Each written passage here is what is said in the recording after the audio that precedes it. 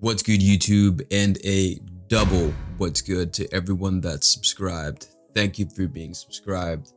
My friends call me KG on YouTube, people call me Coach, and in today's video, we're going to be playtesting the Necron Dynasties precon. I just want to give a huge thanks to everyone for liking the video and subscribing to the channel and sharing the videos and joining the Discord. I genuinely appreciate it. I was actually able to get paid by YouTube for the first time in my life the other day, which is incredibly exciting. And I used that money to purchase this brand new green screen that I have behind me that you can potentially not see here, but it actually exists. I've been working at GameStop for the past 10 years and I walked into work and they had the green screen in the store on sale. It was actually a reduced price, and then they had the reduced price be 50% off. So I was able to save a lot of money and get a brand new green screen. So thank you again. I genuinely appreciate it. And here's still more things in the future that I get to add to the videos.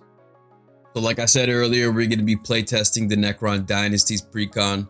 There is a deck list review for this precon that you can go check out on the channel. Just to summarize what we went over in that video, I think that out of all the commander decks, this one tended to be the one that seemed to be less explosive than the other ones. However, on the same hand, was also seemed like the one that was the easiest to play.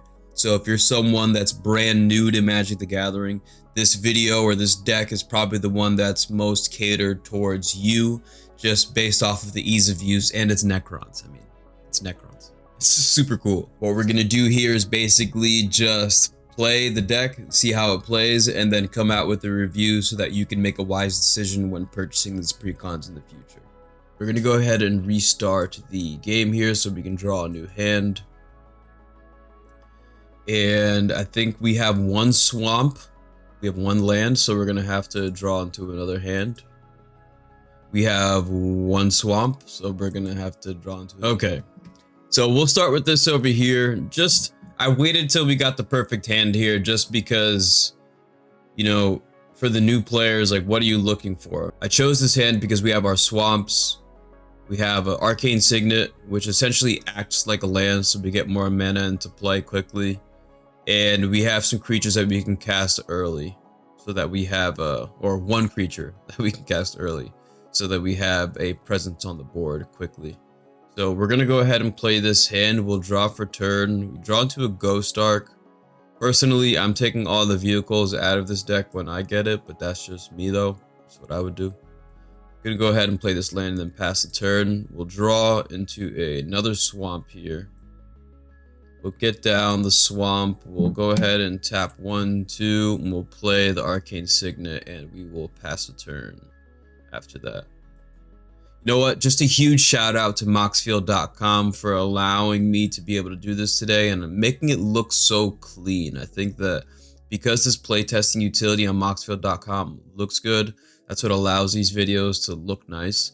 So if you're someone that wants to upload your deck lists online, you can use Moxfield.com to upload your deck lists online. And if you want anybody within our community to take a look at the decks you have and potentially have some suggestions to upgrade it, you can go ahead and join the Discord. The link is in the description below, and just post your deck list in the deck list tab and people will take a look at it.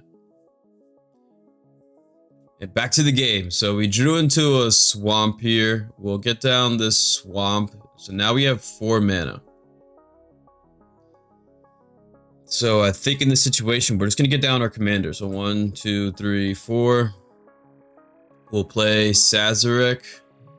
And then we'll go ahead and pass the turn.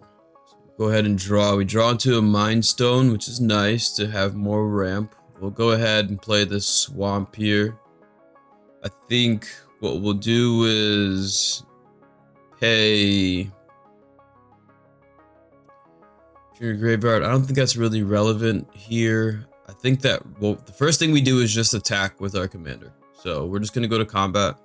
And we will attack with Szarekh, and that's basically going to force us to mill 3 cards. So we mill a Resurrection Orb. That's a card. We're gonna mill a Scepter of Eternal Glory. I'm just gonna leave that over there, and then we mill a Swamp. So the Swamp goes into the graveyard. We can choose between the Resurrection Orb and the Scepter of Eternal Glory to go into our hand. And I think in this situation here, I would like to grab the Scepter. We'll put the Resurrection Orb into the graveyard that we can get back potentially in the future. Did we play our land this turn? I'm gonna say, yeah, we did. We have turn 4 swamps. What we're gonna do now is go 1, 2, play the Mind Stone, and then 1, 2, 3, 4, play the Scepter of Eternal Glory, and then I can tap this for 3 mana of any one color, and we'll get down the Chronomancer, leaving 1 mana open, but now we have a 1/1 flying blocker. And we'll go ahead and pass the turn here.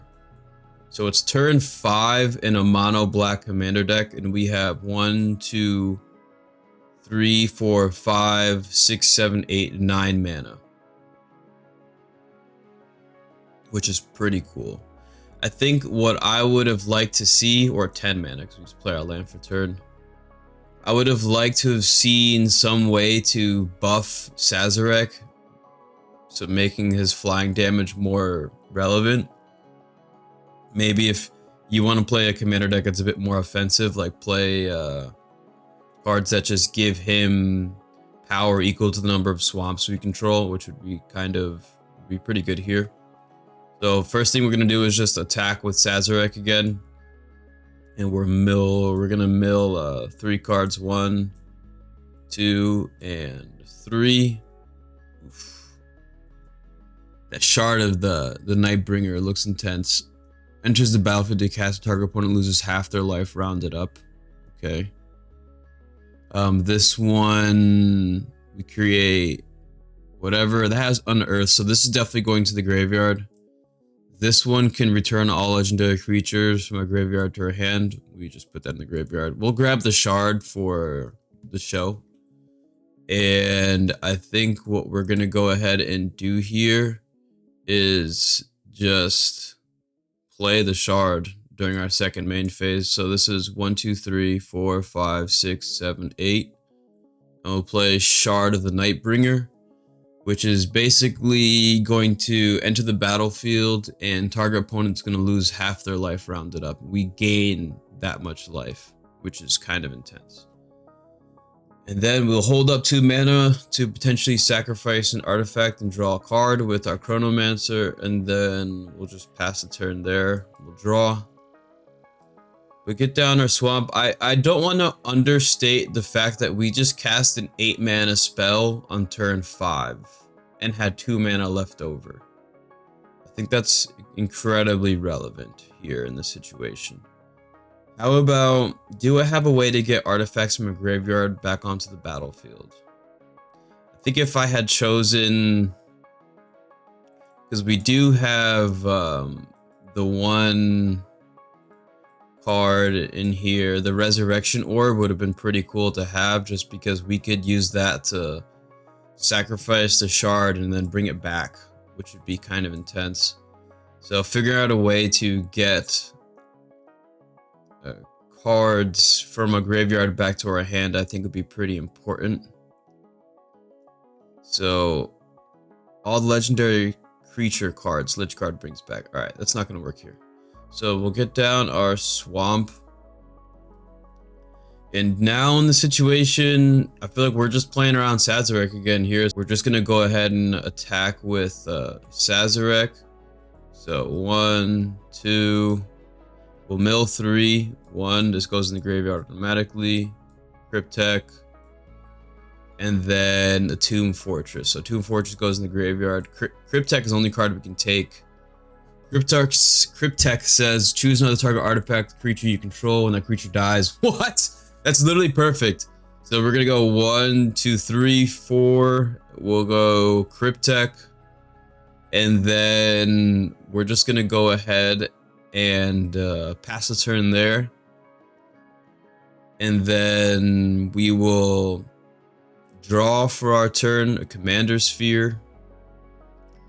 And I think in this situation, what we do is, let's say we have no attacks with Szarekh right now because they have a good flying blocker. So we'll just attack with the Shard for 8 damage.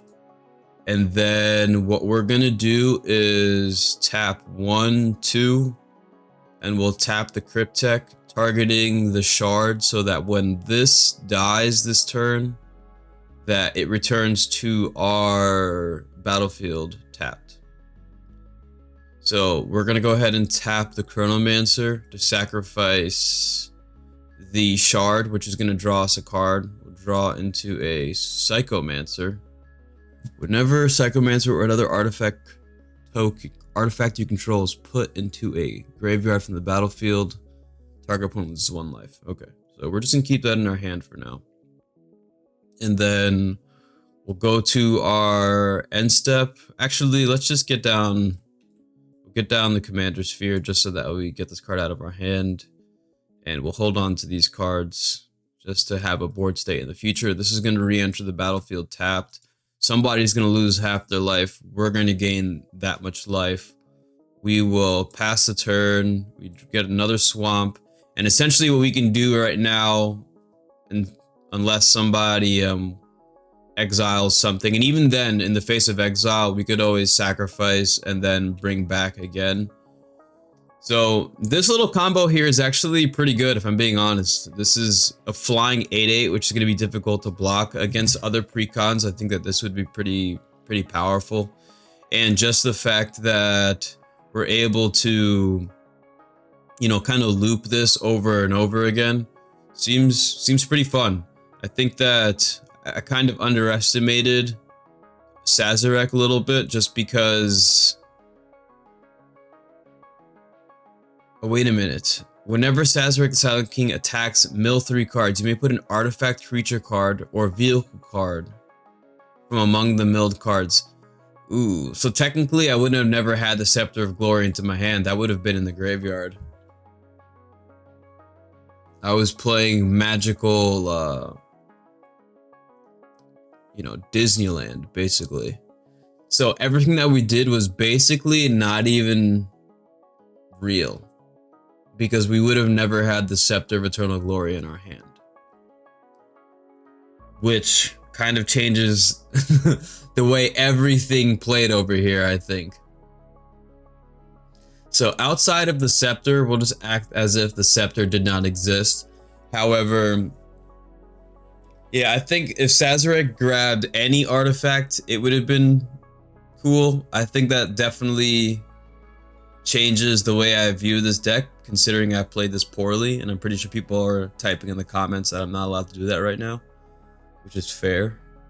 But I do think that this combo, outside of that, this combo right here with the shard is pretty strong and janky because it takes 3 cards to do. However, in a precon setting where you're playing against other precons, and if you're a player that's brand new to the game, I mean, this is just A, B, C. It's just very simple. It's just incredibly simple to see. And I think that as a new player, that's really what you're looking for. On a grade of scale of 1 to 10, I would give this a 7 out of 10. I think that, you know, I definitely underestimated the amount of artifact cards are inside the deck and how relevant Szarekh's ability is going to be because of the amount of artifacts we have inside the deck. I just would like to see how the other precons play before I really look at this and give it a final score. So for now, I'll give it a 7 out of 10, and then that may adjust based on when we play the other commander decks. So if you have any questions, you can leave those questions in the comment section below. If you want to discuss anything, you can discuss in the comment section below as well. We have a good community of people over here that are family friendly and respectful. So you can go ahead in the comment section, type whatever you want. Outside of my misplay, the deck plays well. It's fun. It's good. So definitely worth buying if you want to buy one of these commander decks. Okay, so whenever I end these videos, I always say the same thing. Always remember, eat healthy, okay? Work out every single day. And most importantly, you got to believe in yourself, all right? Peace out, people.